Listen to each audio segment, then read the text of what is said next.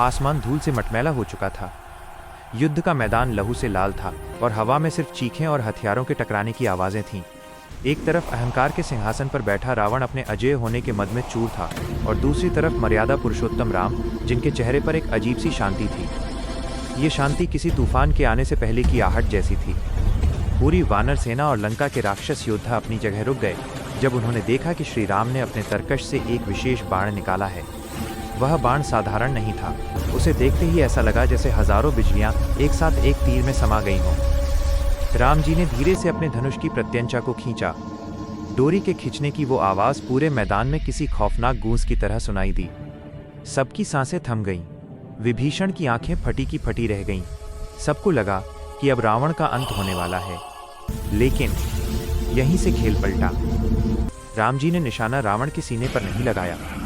उन्होंने बाण की नोक को थोड़ा ऊपर उठाया, सीधे रावण के 10 सिरों के ठीक ऊपर मौजूद खाली आसमान की तरफ। जैसे ही प्रभु की उंगलियों ने बाण छोड़ा, वातावरण में एक ऐसी चीख गूंजी जो कानों के पर्दे फाड़ देने वाली थी। वो बाण नहीं था, वो साक्षात काल का बुलावा था। वो बाण रावण के शरीर को बिना छुए, उसके सिरों के मात्र कुछ इंच ऊपर से एक प्रचंड चक्रवात की तरह निकला।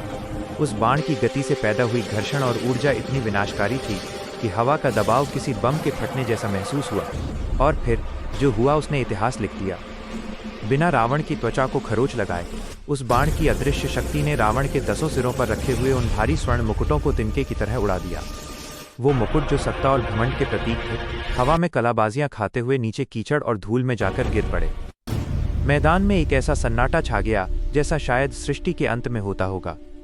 रावण, जिसके एक इशारे पर देवता कांपते थे, आज अपनी विशाल सेना के सामने नंगे सिर खड़ा था। उसका सारा तेज, सारा घमंड उन मुकुटों के साथ ही धूल में मिल चुका था।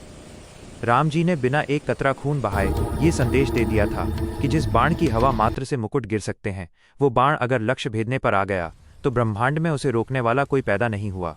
ऐसे और वीडियो के लिए सब्सक्राइब करें